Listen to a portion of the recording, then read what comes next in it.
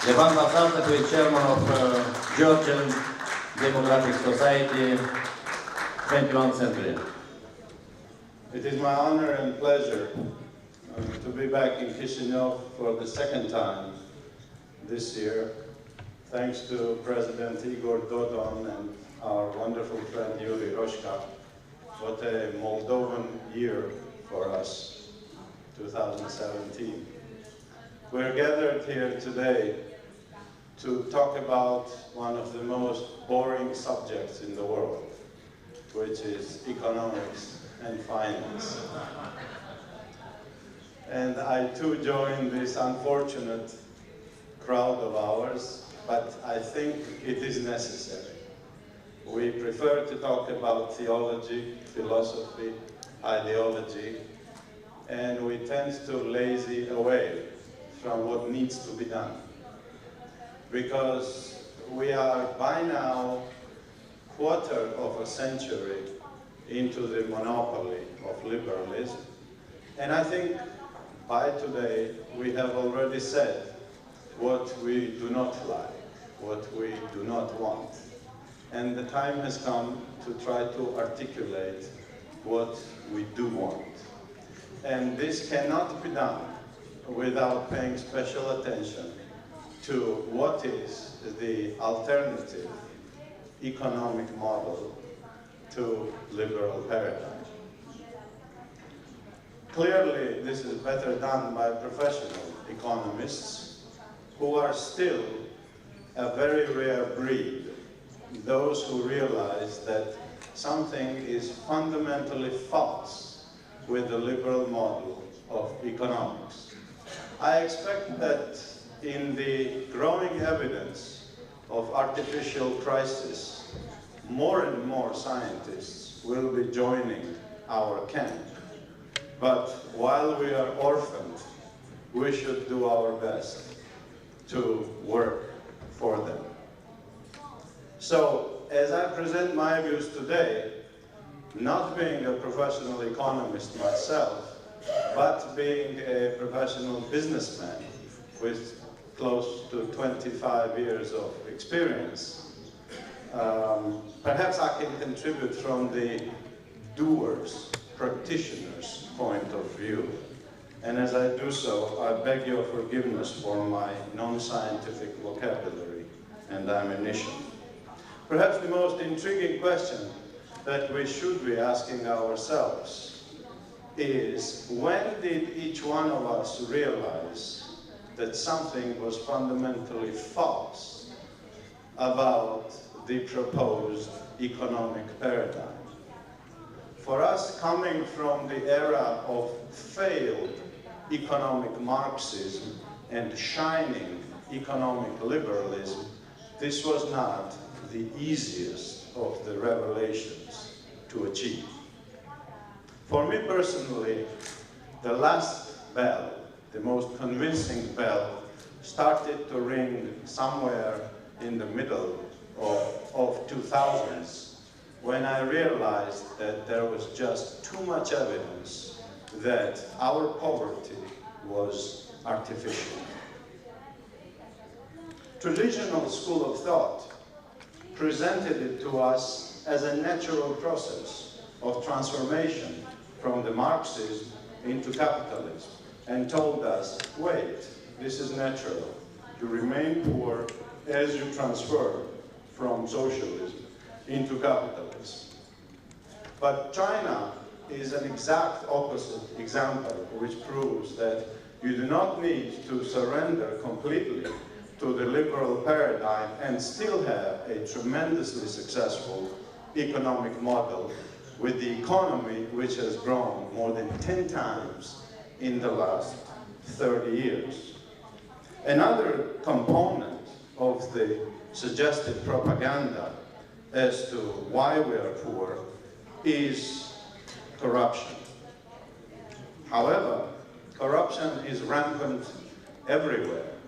Washington's multi-billion-dollar official lobbying industry and Brussels' bureaucratic machine perhaps being the greatest manifestations of corruption. The same China executes thousands of corruptioners every year, thus admitting the problem of corruption. But this does not prevent all of these areas from being tremendously successful economically.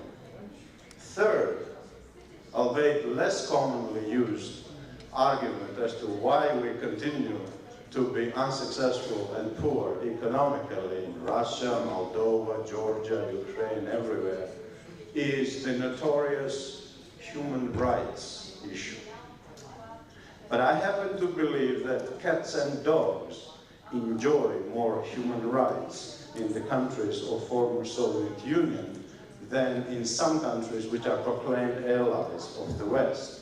And that does not prevent them from being tremendously supported from the standpoint of economic freedom.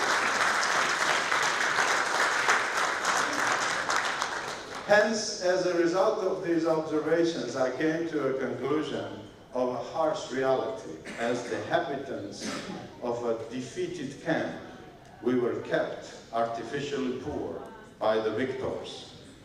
This school of thought of mine is regarded as derogatory conspiracy theory and is ridiculed. We are told, no one wants us to be poor. The richer we are, the better for everyone.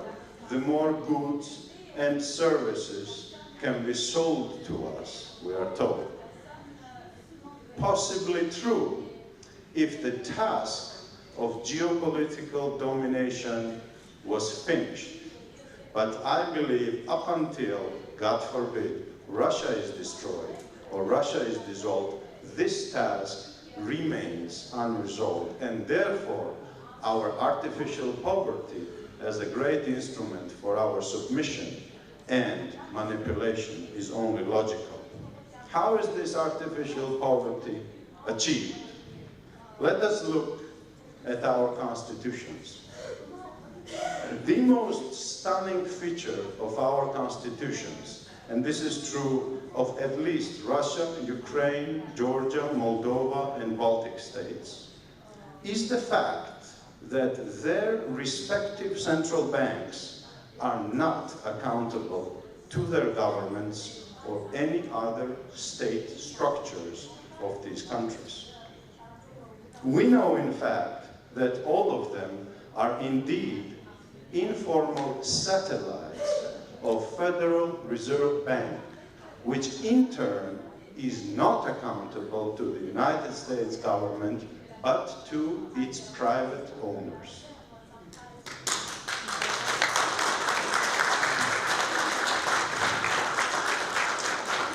And has a monopoly over printing of the dollar.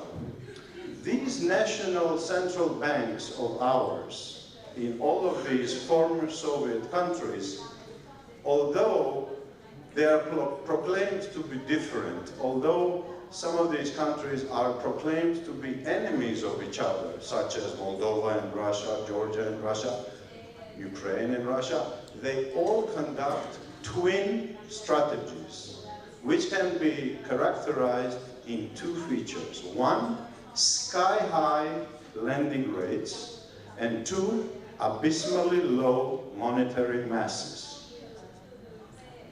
Both of these dogmas are proclaimed to be derivatives of monetarist theory by the authors such as Milton Friedman.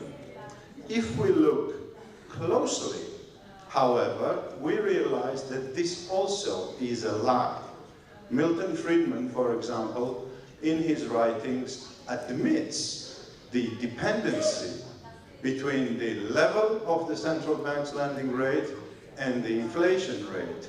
But it is much smaller, this dependency, than we are told it is. Friedman believes that in the developed economies, this correlation may manifest in 4 to 5 months. After you raise rates, you may receive a raised inflation. And he admits that it is this lag, this time lag, is even longer in countries such as ourselves.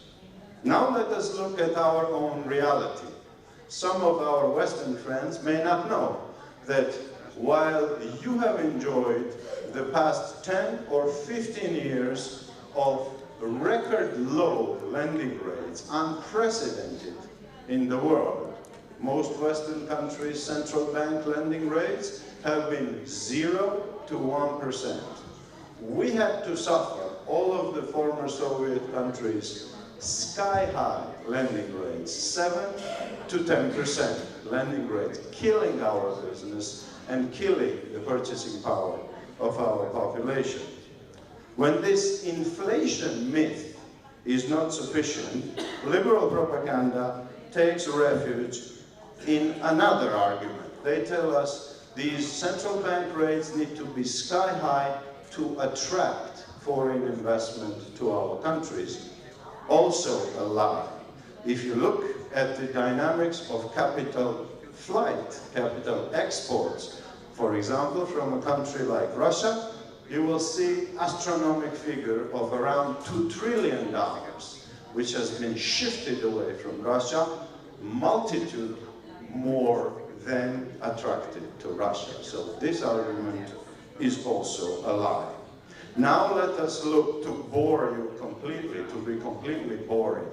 Now let us look at the monetary masses, measured in boring coefficients like M1, M2, M3, etc. It doesn't matter. Depending on which coefficient you choose to look at, and depending on which country you choose to look at, you will see a shocking difference. Developed, so-called Western countries enjoy very healthy coefficients, 100 or 200% of GDP. You look at our countries, Georgia, Russia, Moldova, and you will see very low numbers. You will see that our monetary mass is 20, 30, maximum 35% of our GDP. So not only is the money in our cardiovascular system extremely expensive, but it's also very scarce, very lethal, leaving our economies without blood. Also an artificial measure to keep us poor.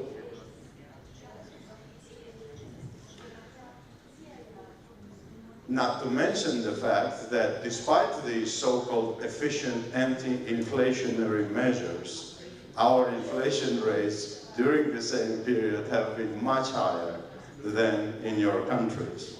Nobody denies the correlation between these factors, but the lie is in the details.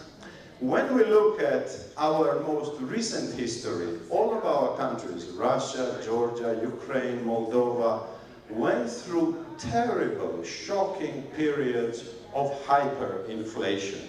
This was already done to us after the collapse of Soviet Union, already under the management of Western advisors. I believe this was a first stage in a two-stage lie to scare us to death in the 90s with the inflation, to prepare the public opinion to be against inflation at all costs, to withstand the following harmful, tight monetary policy, to artificially withhold development of our economies. So every time our thinkers who debate this liberal dogma say, lower the rates, increase the monetary mass, we are scared. We are told, inflation, remember the 90s? And we say, oh my God, yes, don't touch it. Let's continue being poor.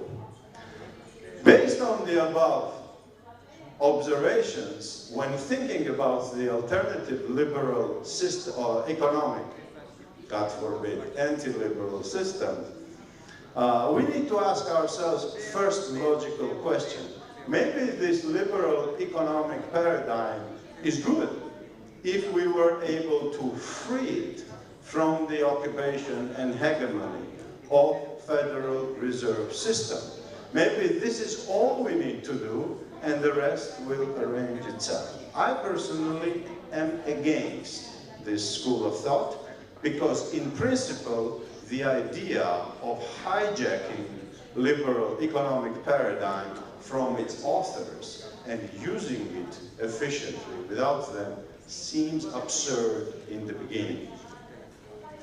In my view, we need to rethink what is the post-liberal economic harmony, which spells as play, which is the opposite, ironically, of help.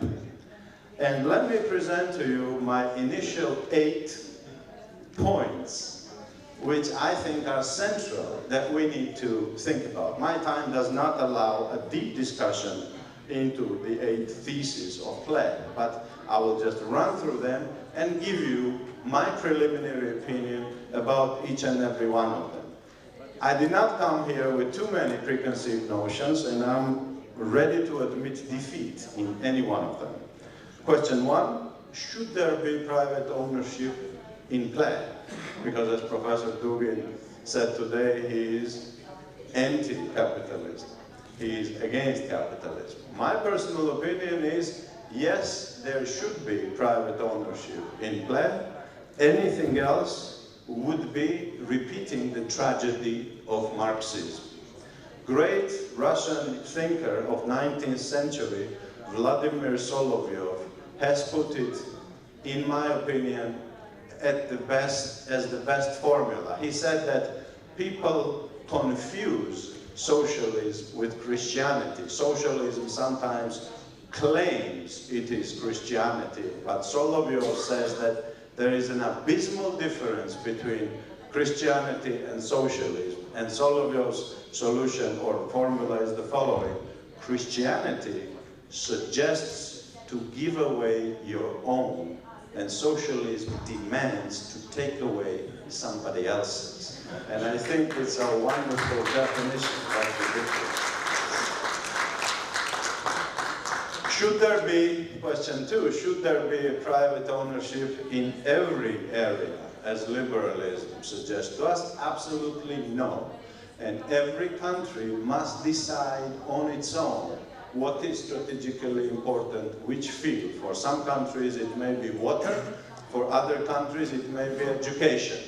But in the new multipolar world, every country should be free from the insidious dual standards of pseudo-universalism. Question 3, should there be an institute of central banks? And if so, should they be independent of their governments? Absolutely not. They should not be independent of their governments, and if freed from the dependence of the Federal Reserve System, I think they can easily be consolidated into treasuries or ministries of finance. Should the economic policy be free of ideology? Let me say that I don't think there is such a thing as freedom from ideology. Current economic liberal paradigm has the ideology of profit at its center, and therefore is not free from ideology. So every country should choose the economic ideology that it wants to. Question 4. Question 5. What should be the basic form of credit allowed in play? Usury or participation?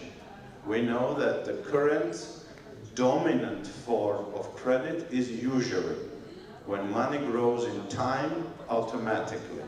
Participation is currently mostly only practiced by Islamic bankers. I'm a Christian, but I'm here to tell you that in my opinion, usury is very harmful and participation is the preferred form of credit.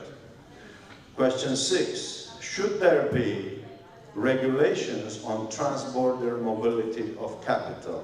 Absolutely yes, as each country wants to regulate. Question 7, should there be fiat currency or secured currency? I think fiat currency is more realistic. And the last question, should there be labor law regulations, or should we have no labor law regulations? As radical liberals suggest, absolutely, and each country should decide on its own how it wants to regulate the labor laws. To summarize, the fundamental conservative revolution in play, as I see it, from today's viewpoint, in the proposal of abolition of usury and the detachment of the state's monetary policies from the Federal Reserve System. Needless to say, thank you, needless to say, that all of the above is very raw and preliminary, but we have to start somewhere. Inventing of the play, the post-liberal economic harmony, is equivalent to writing music by the deaf. And if Beethoven had a chance, it was due to perhaps his phenomenal memory which we must search for the answers in our respective pre-modern era societies. Thank you for your attention.